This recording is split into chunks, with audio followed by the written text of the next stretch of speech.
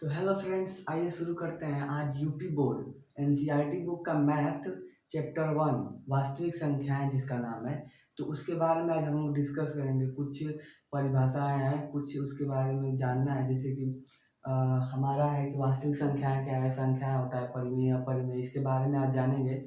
तो अगर आपने हमारा पहले को अगर आपको फिजिक्स में पढ़ना है, फिजिक्स में प्रकाश का परावर्तन तथा अपवर्तन, तो उसका लिंक या ऊपर आई बटन में कोने में मिला होगा, आप वहाँ से देख सकते हैं। ठीक है, या उसका मैं लिंक डिस्क्रिप्शन में डाल दूंगा, आप लोग देख सकते हैं वहाँ से। तो इसका मैं पार्ट 2 या 3 बनाऊंगा, जिसमें पहले पार्ट में मैं इसके बारे में परिभाषाएं और इसके डिस्कस करेंगे। फिर अगले पार्ट में पॉइंट 1.1 और पॉइंट 1.2 के बारे में हम सोल्यूशन करेंगे।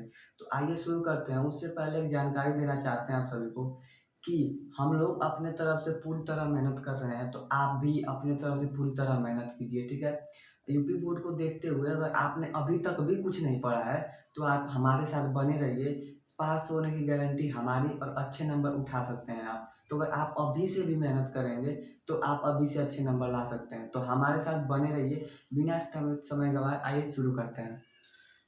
संख्याएं चैप्टर 1 है मैथ का।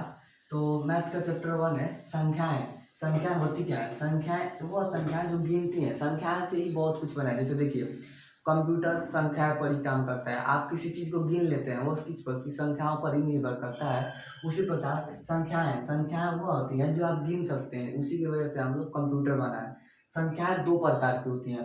संख्या, पहली संख्या होती है वास्तविक संख्या, और दूसरी संख्या होती है काल्पनिक संख्या। ठीक, वास्तविक संख्या वह संख्या होती है जो आपको गिनने की माध्यम से होती है। जैसे कि देखिए, ये परिमेय और अपरिमेय दो भागों में टूट गया है। ठीक है, उससे पहले काल्पनिक संख्या के बारे में हम लोग पढ़ लेते हैं। काल्पनिक संख्याएं वह संख्याएं होती हैं जिसकी हम सिर्फ कल्पना कर सकते हैं। Under root 2, under root 3 minus में, और अंडर रूट 5 माइनस में। जो संख्याएं अंडर रूट में होती हैं, जैसे कि कोई संख्या है, मान लीजिए 6 है। ठीक, तो इसका फैक्टर करेगा तो क्या होगा? 2 × 3, तो अंडर रूट हो जाएगा। और अगर ये माइनस है तो ये कैसी है? संख्या काल्पनिक संख्या है। जो संख्या अंडर रूट में होती है, जैसे मान लीजिए कोई भी संख्या, हम यहाँ पर 3 लिखे हैं, तो मान लीजिए 3 है, तो 3 क्या है? 3 एक वास्तविक संख्या है, लेकिन वास्तविक संख्या में परिमेय संख्या है। लेकिन अगर इसमें माइनस लग गया है तो यह काल्पनिक बन जाएगी। मतलब इसकी हम सिर्फ कल्पना कर सकते हैं, वो वास्तव में हो नहीं सकती। तो अगर अंडर रूट के अंदर कोई भी संख्या है, अगर आपको माइनस में दिख रही है और उसका फैक्टराइजेशन हो नहीं पा रहा, तो वो संख्या कैसी संख्या है? वो संख्या काल्पनिक है। जैसे मान लीजिए, किनका तो हो सकता है ना, -11। तो ये संख्याएं कैसी हैं? ये संख्याएं काल्पनिक होती हैं। ठीक है, आपने काल्पनिक के बारे में पढ़ लिया। आगे हम पढ़ते हैं वास्तविक संख्याएं। वास्तविक संख्या दो प्रकार की होती हैं। देखिए, पहली प्रकार होता है परिमेय, और दूसरा होता है अपरिमेय। आपको हम सब बता दे रहे हैं कि परिमेय थोड़ा कॉम्प्लिकेटेड केस है, तो इसको जानना बहुत जरूरी है। परिमेय में अधिक लोग परिमेय को भूल जाते हैं और अपरिमेय को भूल जाते हैं। परिमेय और अपरिमेय, जैसे कि परिमेय को हम लिख सकते हैं P/Q के रूप में। ठीक है, जहां पर जैसे P/Q के रूप में लिख सकते हैं, और जहां पर ये जो Q का मान होता है, वो कभी भी 0 नहीं होना चाहिए। बस इसका जो इक्वल करके मैंने ऐसे काट दिया, इसका मतलब नॉट इक्वल टू, तो मतलब वहां पर 0 नहीं होना चाहिए। जो Q का मान है 0 नहीं, क्योंकि देखिए, अगर मान लीजिए P की जगह पर कोई संख्या रख लीजिए, मान लीजिए मैंने 2 रखा। ठीक, सपोज दैट। और अगर Q की जगह पर मान लीजिए आपने 2 रखा, तो ये तो कट जाएगा एक बार में। अगर वही मैं 2 की जगह 0 रखता, Q की मान Q के नीचे 0 जब रखता, तो Q से अगर हम 2 में भाग देंगे, तो इसका आंसर जो आएगा वो इनफाइनाइट आएगा, अनंत। ठीक है, तो इसीलिए ये मान्य नहीं है। तो Q का मान 0 नहीं होना चाहिए। बाकी हम आपको भी बता देंगे। ठीक है, तो देखिए, कोई भी संख्या जिसे आप P/Q के रूप में लिख सकते हैं। जैसे देखिए, एक को आप P/Q के रूप में लिख सकते हैं। एक के नीचे एक और लग सकता है, जैसे Q। P की जगह पर आप कोई संख्या है, उसके बटे में कोई संख्या है, जैसे P और बटे Q। तो P और Q के रूप में लिखा जा सकता है। जैसे -1 और 2 ये हो सकती है। ठीक है, अंडर रूट 2/2 नहीं हो सकती। अंडर रूट की जो संख्या होती है वो परिमेय नहीं होती है। ठीक है, आप बस इतना जानिए कि जो संख्या गिनने की संख्या होती है माइनस प्लस, वो संख्याएं सभी परिमेय संख्याएं होती हैं, ठीक है। और ऐसी संख्याएं जैसे देखिए ये हमारी एक संख्या है, मान लीजिए 3.33, तो ये इसमें इसको किसी से भाग दिया जाए तो उसका भागफल इतना आया हुआ है 3.33, तो हमारा भागफल 3.33 आया है, इसका मतलब कि हमारा यहाँ पर रुक गया है। इसके आगे हमारा आंसर 3.33 के बाद आगे हमारा आंसर नहीं गया है। तो ये कैसा है, ये शांत है, ठीक। अभी इसको बताएंगे हम। तो जो दशमलव के बाद जो संख्याएं कुछ स्थान पर जाकर कट कर रुक जाती हैं उन्हें शांत कहते हैं। शांत का मतलब शांत हो जाना, रुक जाना, ठीक है। और जैसे ये है 4.4141 डॉट डॉट डॉट ऐसे करके इनफाइनाइट चला जाएगा अनंत तक। तो जो संख्याएं रुकती नहीं है, दशमलव के बाद रुकती नहीं है, उन्हें अशांत कहते हैं। जो रुक नहीं रही है, ठीक है, तो जो रुक नहीं रही है वो अशांत है, ठीक। लेकिन देखिए ये जो संख्या है ये अपने आप को रिपीट कर रही है। हाँ, ये तीन तीन आगे नहीं जा रहा है, इसका मतलब शांत है, ठीक। यह संख्या अपने आप को रिपीट कर रही है। देखिए यहाँ पर क्या हुआ है 4.4141, फिर आगे भी 4141, ये अपने आप को क्या कर रहे हैं, रिपीट, बार बार दोहरा रही है एक दूसरे को। तो आप इसको क्या करेंगे, आवर्ती कहेंगे। आवर्ती जो एक अपने आप को बार बार दोहराए, दशमलव के बाद कोई संख्या भागफल में अपने आप को बार बार दोहरा रही है तो उसे आवर्ती कहते हैं, ठीक है।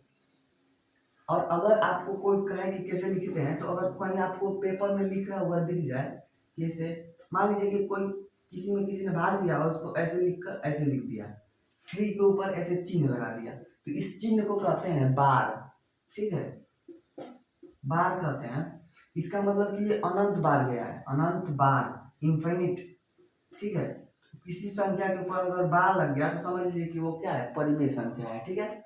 आगे अपरिमेय के बारे में जानते हैं।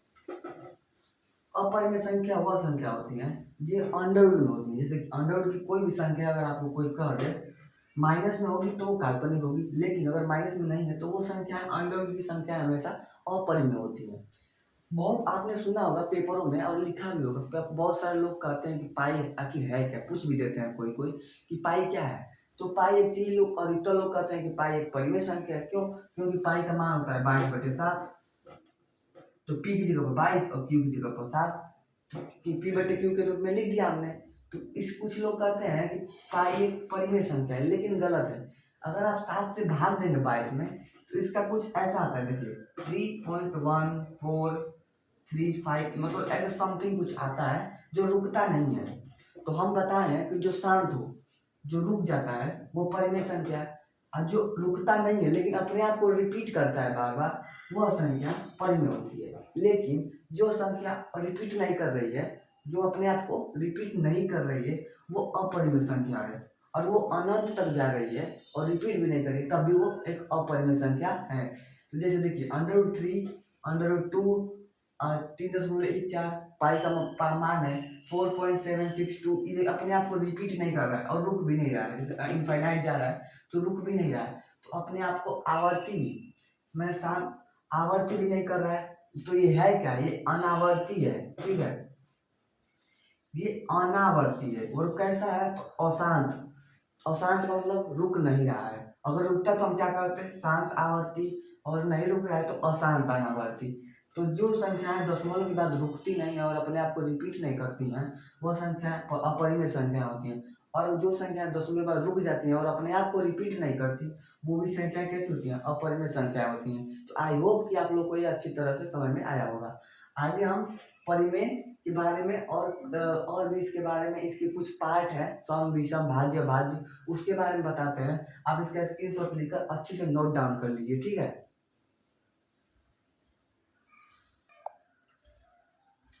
ठीक है, तो आपने स्क्रीनशॉट ले लिया। आप इसके बारे में आप जानते हैं कि पूर्णांक क्या होता है, पूर्ण संख्या क्या होती है, प्राकृतिक संख्या क्या होती है, ठीक है, और सम संख्या क्या होती है और विषम संख्या क्या होती है, ठीक है। तो वह संख्याएं जो माइनस में होती हैं, जैसे गिनने की संख्या 1 2 3 4 5, अगर जीरो के बाद वह संख्या माइनस में है, जैसे जीरो के बाद कोई संख्या माइनस में है और कोई संख्या प्लस में है, तो वह क्या है, वह पूर्णांक है। जैसे कि देखिए हम स्टार्ट करते हैं -5, -4, -3, -2 -1, ठीक है, और 0 1 2 3 डॉट डॉट, ये इधर इनफाइनाइट जाएगा और ये इधर इनफाइनाइट जाएगा। तो जो संख्या है ये 0 है, 0 से प्लस और माइनस मतलब कि धन और ऋण, तो दोनों संख्याएं होती हैं, धनात्मक संख्याएं होती हैं और ऋणात्मक संख्याएं होती हैं। तो जब शून्य के साथ धनात्मक और ऋणात्मक संख्याओं को भी सम्मिलित कर लिया जाता है उसे पूर्णांक कहते हैं, ठीक है। तो आप इसका याद रखिए क्योंकि अभी हम सभाज्य संख्या पढ़ाएंगे आपको, उसमें आपको इसकी जरूरत पड़ेगी। और एक वो यूपी बोर्ड में सदैव मैं खुद देख रहा हूँ 2023, 24, 25 और इस बार 26 है, तो हर बार अंडर रूट की संख्याओं को परिमेय सिद्ध करना आता है कि अंडर रूट की संख्याओं को परिमेय सिद्ध कीजिए। जैसे कोई दे देगा कि अंडर रूट 3 है, इसको सिद्ध कीजिए कि ये परिमेय संख्या है, बस ये सिंपल सवाल है। तो यह संख्या है कम से कम 2 या 4 या 6 नंबर का है, इसी में से किसी नंबर का वो पेपर में देता है, ठीक है। तो इन्हीं में से किसी नंबर, ये ऐसा ही क्वेश्चन दे देगा और आपको कह देगा प्रूफ कीजिए, जबकि ये अपरिमेय संख्या है फिर भी उसे प्रूफ करना है। तो ये रटने वाली चीज़ है, रट्टू तोता जैसे रट लीजिए इसको। तो मैं आपको इसके बाद अभी उसको बताऊंगा कि आखिर अंडर रूट की संख्याओं को कैसे सिद्ध किया जाता है, ठीक है। तो आप इसको पढ़ लीजिए, पूर्णांक उसमें आएगा, सभाज्य संख्या उसमें आएगा, इसका प्रयोग है उसमें, तो इसको अच्छी तरह से पढ़ लीजिए कि 0 के बाद अगर कोई भी संख्या प्लस में है और कोई भी संख्या माइनस में है वह पूर्णांक संख्या है, ठीक है। आगे पूर्ण संख्या, इसको होल नंबर कहते हैं, ठीक है। अगर मान लीजिए कोई संख्या है जो 1 2 3, इसमें ऋणात्मक संख्याएं नहीं आती हैं, 4 डॉट डॉट इनफाइनाइट, ठीक है। तो अगर गिनने की संख्या है, जो ये गिनने की संख्या है, इसके साथ अगर शून्य को सम्मिलित कर लिया जाए तो उसे होल नंबर कहते हैं, ठीक है। जैसे उसमें से, जैसे पूर्णांक में से आप इधर से इतना हटा दीजिए, माइनस वाला हटा दीजिए, तो ये सब क्या बन जाएगा, ये सब पूर्ण संख्या बन जाएगा।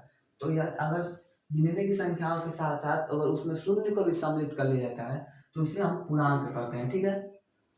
तो ये देखिए 0 है, उसके साथ संख्याएं हैं, लेकिन माइनस में एक भी संख्या नहीं है, तो अगर माइनस में रहेगी तो वो पूर्ण संख्या पूर्णांक हो जाएगा। तो पूर्ण संख्या जो 0 के बाद होते हैं और 0 होता है वही होते हैं पूर्ण संख्या, ठीक है। आगे पढ़ते हैं प्राकृतिक संख्या।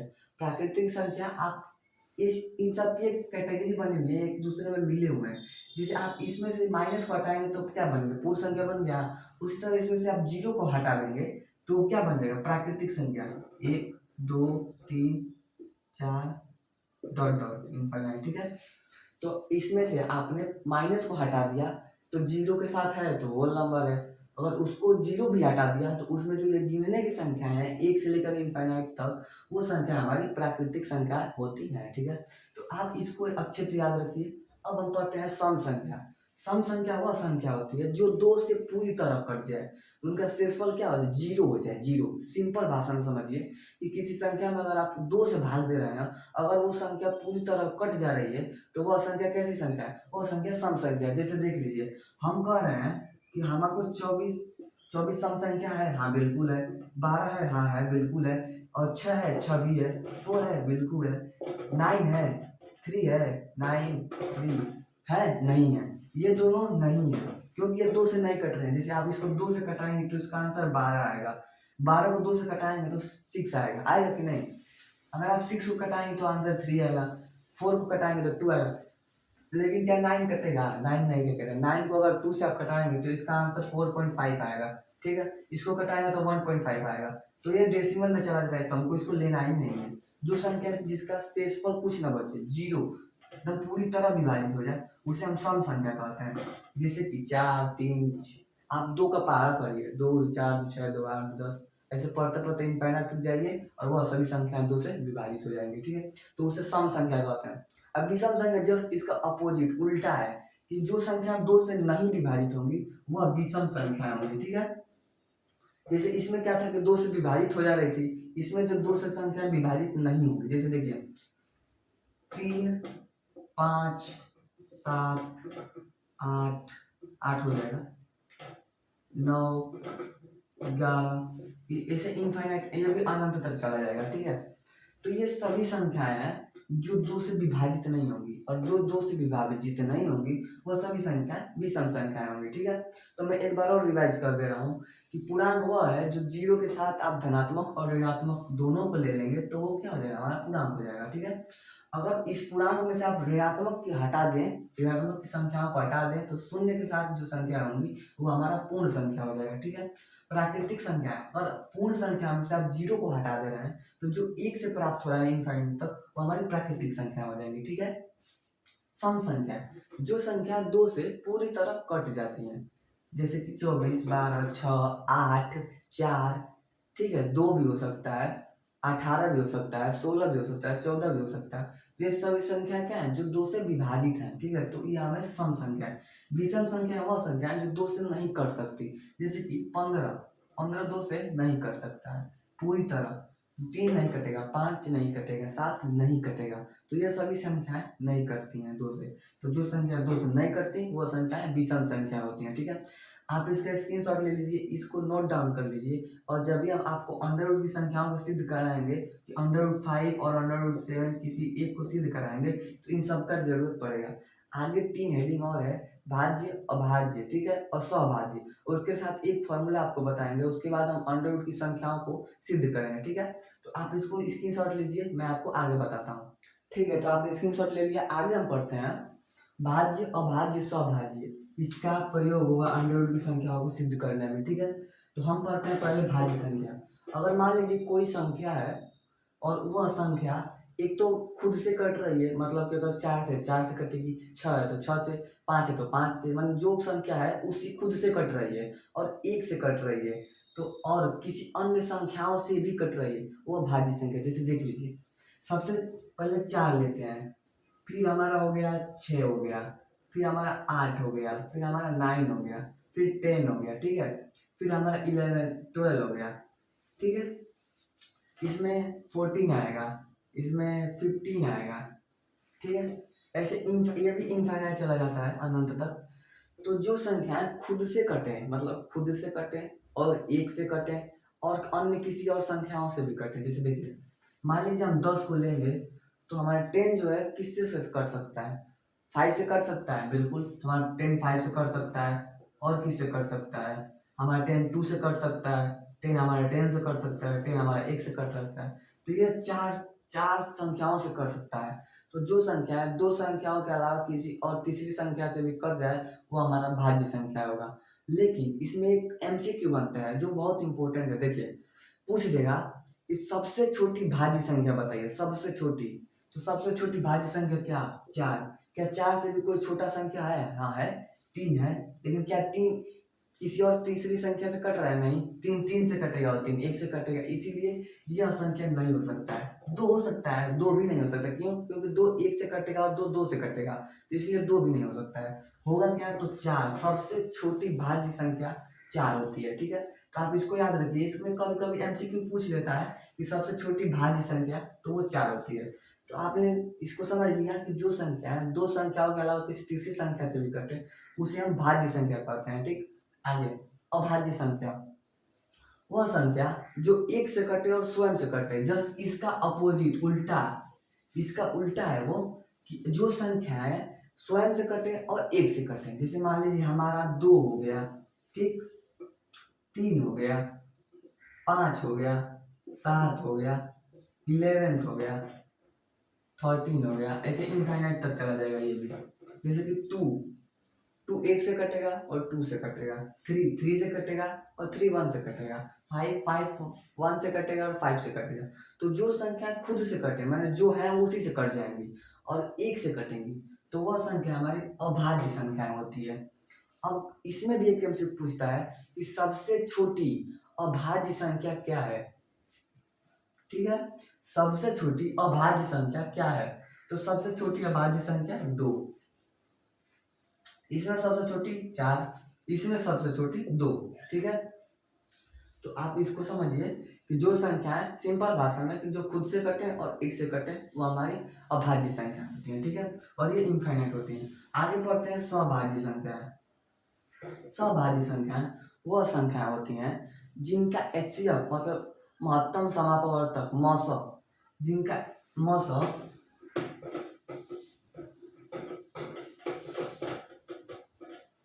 एक होता है, बस एक, उसके अलावा और कुछ नहीं।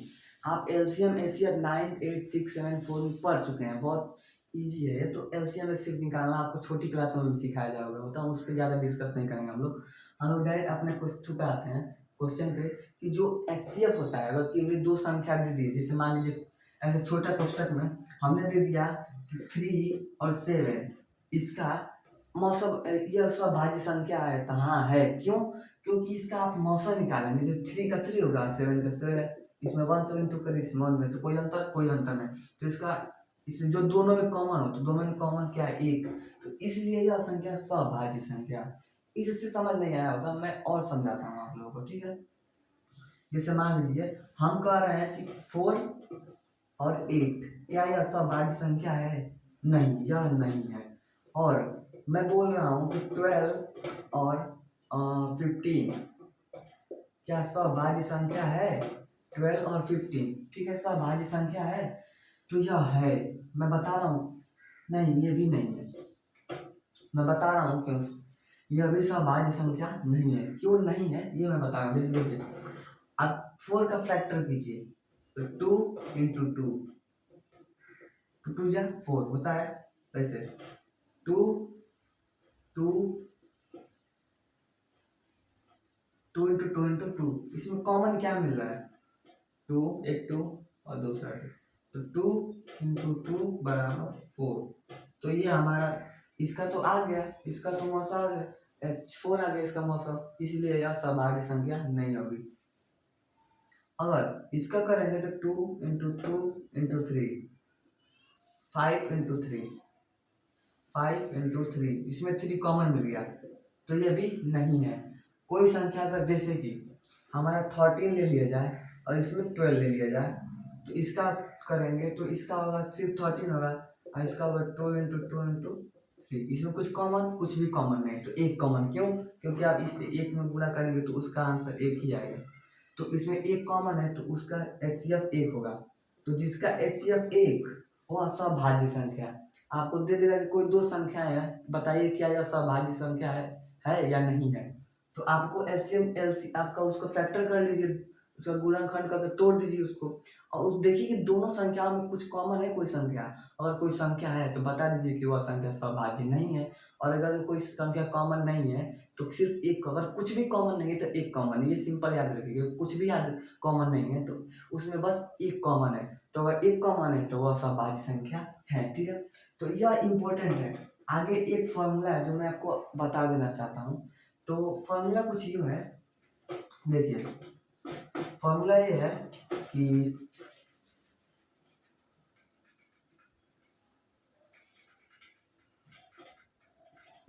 फॉर्मूला ये है कि अगर पहले कोई संख्या दी होगी, पहली संख्या यस माइनस संख्या, ठीक, और दूसरी संख्या बराबर एलसीएम इंटू एचसीएफ। इसका मतलब पहली संख्या गुणे दूसरी संख्या बराबर एलसीएम इंटू एचसीएफ, मतलब कि कोई दो संख्याएं दी होगी उनका गुणनफल, और कोई दो एलसीएम और एचसीएफ दिया होगा उसका गुणनफल। तो आपको आपसे इससे क्वेश्चन कैसे पूछता है मैं बता रहा हूँ कि आपसे इसमें 3 दे देगा, जैसे कि दो संख्याओं का गुणनफल, अगर दो संख्याओं के गुणनफल का एलसीएम अगर इतना है तो एचसीएफ ज्ञात कीजिए, या बोलेगा कि अगर दो दो एलसीएम और एचसीएफ के गुणनखंडों की का एक संख्या इतना है तो पहली संख्या ज्ञात कीजिए, ठीक है। तो ऐसे मतलब इसमें से कोई 3 दे देगा, आपको दूसरा पूछेगा, तो ऐसे ही सवाल पूछता है, ठीक है। तो आप ये याद रखिए कि पहली संख्या गुणे दूसरी संख्या बराबर लसौ गुणे मसौ, ठीक है।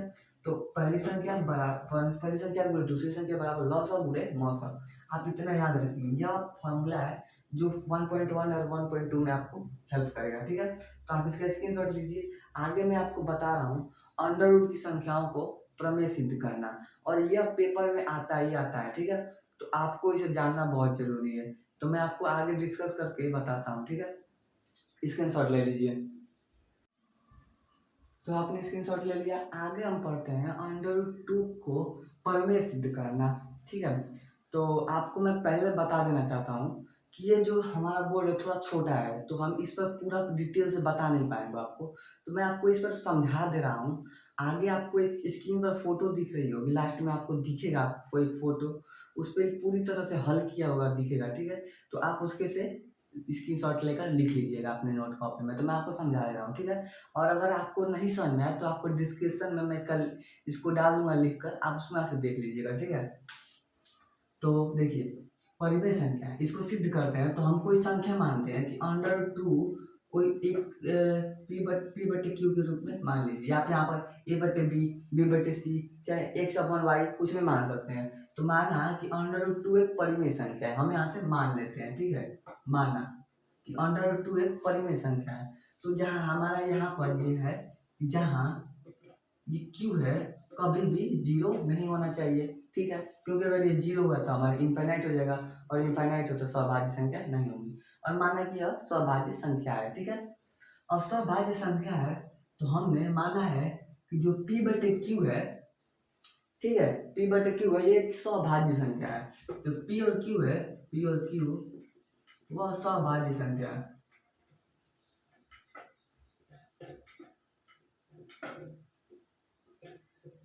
सौभाज्य संख्या है, ठीक है। हमने माना है कि जो पी और क्यू है वो क्या है, सौभाज्य संख्या है, ठीक है। अब हम इसका इंटू करते हैं, क्रॉस मल्टीप्लिकेशन कीजिए। एक हमारा हो जाएगा पी बराबर अंडर टू क्यू, ठीक। अब दोनों पक्षों का वर्ग,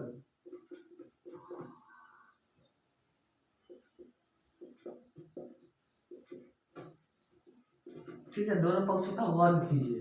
तो जब दोनों पक्षों का वर्ग कर देंगे इसे, तो हमारा क्या हो जाएगा, पी स्क्वायर बराबर टू क्यू स्क्वायर, ठीक है। तो यहाँ से क्या पता चल रहा है कि यहाँ से पता चल रहा है कि एक यूक्लिड का विभाजन एल्गोरिदम होता है। तो चैप्टर 1 में एक थ्योरी है, यूक्लिड का विभाजन एल्गोरिदम, भाजक भाज्य भागफल से, ठीक है। तो वही अगर मान लीजिए क्यू, हम इसको क्यू स्क्वायर को यहीं पर छोड़ दें, तो इसको टू इंटू में यहाँ पर, तो नीचे आएगा तो क्या होगा, पी स्क्वायर अपन में टू, ठीक है। नीचे आएगा तो टू हो जाएगा। अब हम अगर इसमें भाग देंगे टू से, तो अगर एक मान लीजिए क्यू कोई संख्या है, तो यूक्लिड का विभाजन एल्गोरिदम से ही अगर ये हुआ है, ठीक है। तो यूक्लिड का विभाजन एल्गोरिदम ये कहता है कि अगर मान लीजिए कोई संख्या का स्क्वायर है, मैंने 5 रुपये दिया, 5 का स्क्वायर अगर 5 से कट रहा है, ठीक है, 5 का स्क्वायर 5 से कट रहा है, क्योंकि 5 से 25 25 होता है, तो 25 5 से कट जाएगा तो क्या है 5। तो अगर कोई किसी संख्या का स्क्वायर किसी संख्या से कट रहा है तो वह संख्या भी कटेगी। जैसे कि टू पी स्क्वायर विभाजित कर रहा है, इसीलिए टू पी को भी विभाजित करेगा। तो पी को अगर टू विभाजित पी स्क्वायर, तो टू विभाजित पी, अगर टू पी स्क्वायर को विभाजित कर सकता है तो टू पी को भी विभाजित करेगा। यही यूक्लिड का विभाजन एल्गोरिथम है, ठीक है। आगे फिर हमने माना है, इसको हम समीकरण 1 मान लेते हैं, क्योंकि आगे हमें समीकरण में रखना पड़ेगा। तो मान लेते हैं कि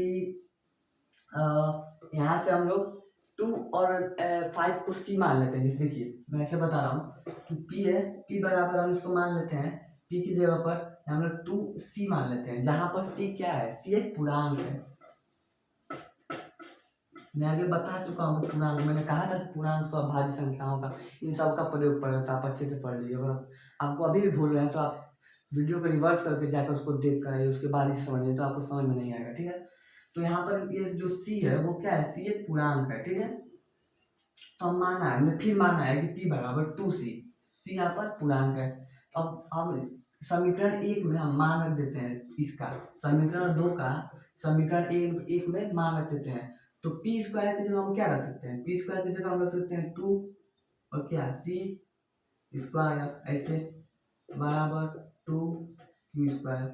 तो अगर कोई कोष्टक में मतलब कि 2c और पूरे का होल स्क्वायर है तो वो सभी संख्याएं स्क्वायर है। अगर यहाँ पर होल स्क्वायर नहीं है तो इसका मतलब ये सिर्फ क्यू का स्क्वायर है। तो यहाँ पर ये क्या हो जाएगा, 4c स्क्वायर बराबर 2 क्यू स्क्वायर, ठीक। अगर ये नीचे आएगा, हम इसको यहाँ कर रहे हैं, कि अगर ये सी स्क्वायर का हम यही रहने दे तो अगर 2 क्यू स्क्वायर अपन में 4, देखिए यहाँ पर इंटू है तो ये नीचे जाएगा तो बटे में आएगा ना, तो इसलिए 4। अब ये कट जाएगा, देखिए 2 × 1 = 2 और 2 × 2 = 4, तो सी स्क्वायर बराबर 1 क्यू स्क्वायर अपन में 2 हो गया। तो ये देखिए कि क्यूब किसको विभाजित करेगा, 1 लिखे या ना लिखे कोई मतलब नहीं है, तो 1 क्यू स्क्वायर को विभाजित कर रहा है इसीलिए सॉरी 2 क्यू स्क्वायर को विभाजित कर रहा है इसीलिए 2 क्यू को विभाजित करेगा। वैसे जैसे यहाँ पर लिखे हैं कि अगर 2 पी स्क्वायर को विभाजित करेगा तो 2 किसको विभाजित करेगा, पी को। उसी तरह अगर 2 विभाजित है क्यू स्क्वायर के, तो 2 विभाजित कर रहा है क्यू को भी। अगर 2 क्यू स्क्वायर को विभाजित करेगा उस तब तो 2 क्यू को भी विभाजित करेगा, ठीक है। आगे अब हमको लिखना पड़ेगा, कुछ लिखना ये पड़ेगा कि देखिए हमने माना था कि पी और क्यू क्या है, एक सभाज्य संख्या है, और सभाज्य संख्या वह संख्या होती है जिसका HCF सिर्फ एक, मतलब वो सिर्फ एक से कट सकता है और किसी से नहीं कटेगा। तो यहाँ तो देखिए ना, ये तो पी और क्यू जो है, पी और क्यू सभाज्य संख्या नहीं है, क्यों? क्योंकि ये तो टू से भी कट रहे हैं, इसका HCF 1 आ ही नहीं रहा है, 1 के साथ साथ 2 भी आ रहा है, तो देखिए ये संख्या है सभाज्य संख्या नहीं है। अतः हम कह सकते हैं कहेंगे कि जो P और Q है वो एक क्या है, वो एक सभाज्य संख्या नहीं है, सभाज्य नहीं है, ठीक है। जो कहेंगे कि P और Q है वो सभाज्य संख्या नहीं है, क्योंकि इसका जो HCF है एक के अलावा 2 भी है, तो जिसका HCF एक के अलावा है वो सभाज्य संख्या नहीं है, क्योंकि सभाज्य संख्या वह संख्या होती है जिनका HCF सिर्फ एक होता है। तो इसका तो देखिए ना 2 हो रहा है, तो इसका मतलब ये सभाज्य संख्या नहीं है। अतः हम कह सकते 2 के अलावा 2 से भी विभाजित है। अतः हम कह सकते हैं कि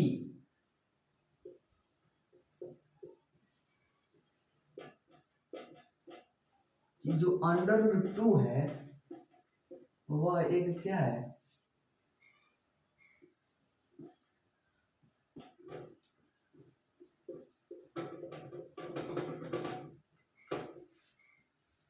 हम कह सकते हैं कि √2 एक अपरिमेय संख्या है कि कह सकते हैं यानी कि √2 एक अपरिमेय संख्या है। अतः हमारी कल्पना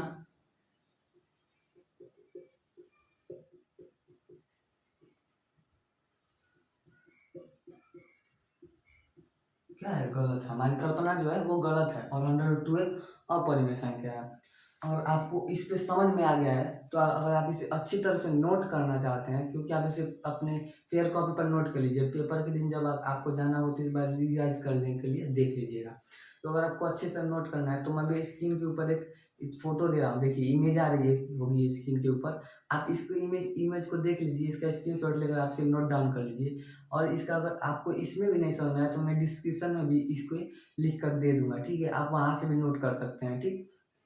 आगे इसको पढ़ लिए हैं।